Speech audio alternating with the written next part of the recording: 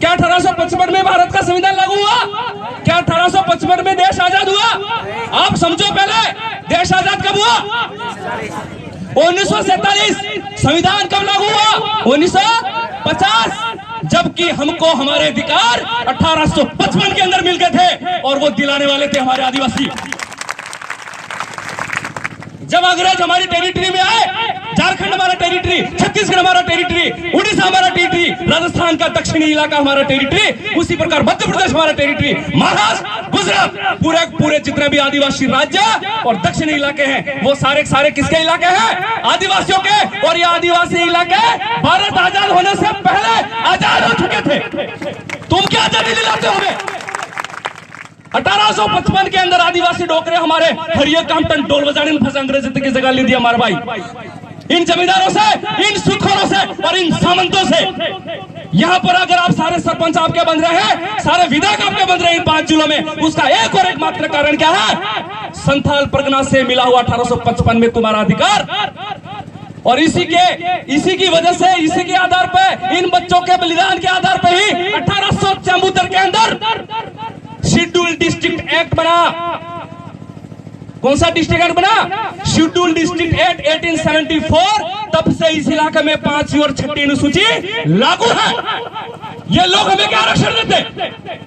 अरे ऐसे ये गेंडे नेता अगर विधानसभा और लोकसभा में बोलता है तो अभी तक तुमको 100% रिजर्वेशन मिल चुका होता। अरे ये मूर्ख है। संविधान क्या होता है वो पता है क्या? मैं बताता हूं इनके करतूतें क्या है इन किताबों के अंदर। और इसी के आधार पर CNT छोटा नागपुर टेंडेंसी एक्ट 5 अनुसूची 1874 मिला।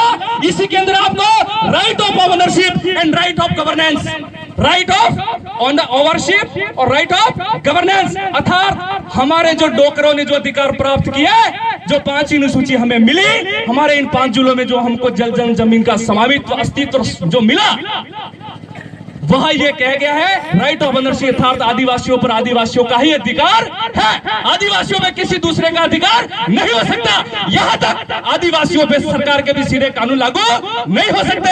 ये संविधान की 5वीं अनुसूची कहती है, 6वीं अनुसूची कहती है। अगर आपने संविधान को पढ़ा होगा, पॉलिटिकल साइंस को पढ़ा होगा, तो टोटल 12 अनुसूचियां और उनमें से 5 और 6 2 अनुसूचियां तो केवल और केवल पूरे देश के आदिवासियों के हक और अधिकार की बात करती है। क्या तुमने पढ़ी?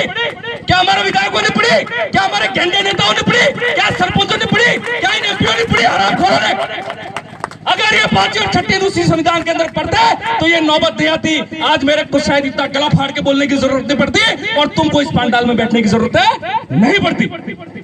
लेकिन विडम्बना है, लानत है, हरामखोर विधानसभा में बैठ करके अमेंडमेंट ला रहे हैं और हमारे आरक्षण को बेच रहे हैं। हमारे डोकरों ने जो जल जंगल जमीन का 100% रिजर्वेशन जो प्राप्त किया था, उसको एक एक करके इन नाले कांग्रेस बीजेपी के नेताओं ने बेचा है, इन गेरों को बेचा है। अतरे गांधी भाई कोई भी रीस नहीं है, क्योंकि इन हरामखोर नेताओं की गलतियां हमको भुगतनी पड़ रही।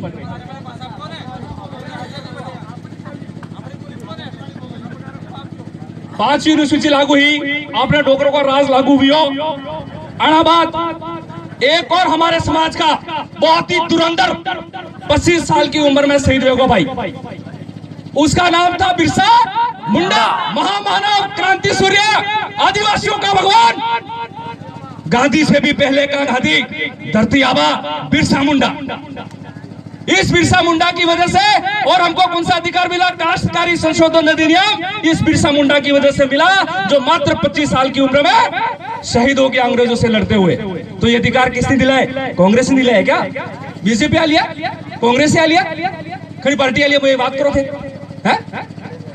और क्यों बीजेपी ना युग और भैरव सेवा के हमला लिया तो हमला सरपंच भैरव सिंह शेखावत की वजह से मिल गया और फिर राजीव गांधी की वजह। अरे मूर्खों, ये 100% रिजर्वेशन जो आपको है ना राजनीति में और नौकरियों में और जल जंगल जमीन का, वो ये बिरसा मुंडा और ये जो छोटे मोटे चांद भैरव दिला के गए आपको। अरे तुम तो बचा नहीं पा रहे हो मेरे भाई।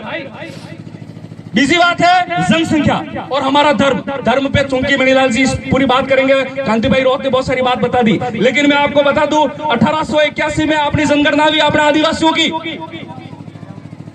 ने 1950 में बंद कर दी थी।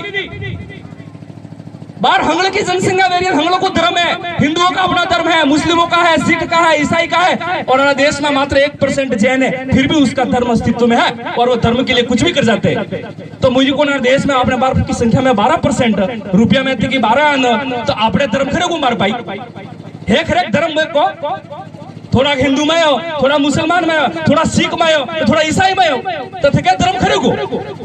अरे हमारा आदिवासी धर्म है, आपने डोकरों को धर्म, प्रकृति पूजा,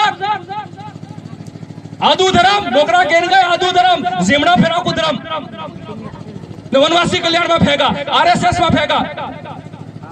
आरएसएस का पूरा नाम क्या मुझे कोई बताएगा आप इसे? आरएसएस को पूरा नाम क्या? वो भाड़े को भाई राष्ट्रीय स्वयं सेवक संघ क्या है?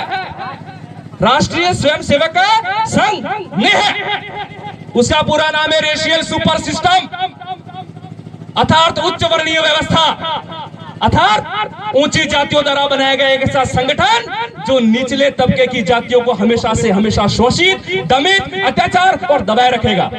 और हम आरएसएस के क्या बन रहे?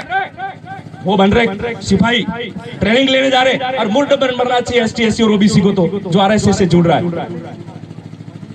तो उस समय 1881 में हमारी जनगणना जब शुरू हुई, उस समय हमको एबोरिजिनल कहा, एनिमिस्ट कहा, इंडिजिनस कहा गया, ट्राइबल रीजन कहा गया। जब 1950 तक आपने अलग धर्मों ट्राइबल रीजन, तो 1850 बाद खत्म क्यों कर दिया? वो इसलिए खत्म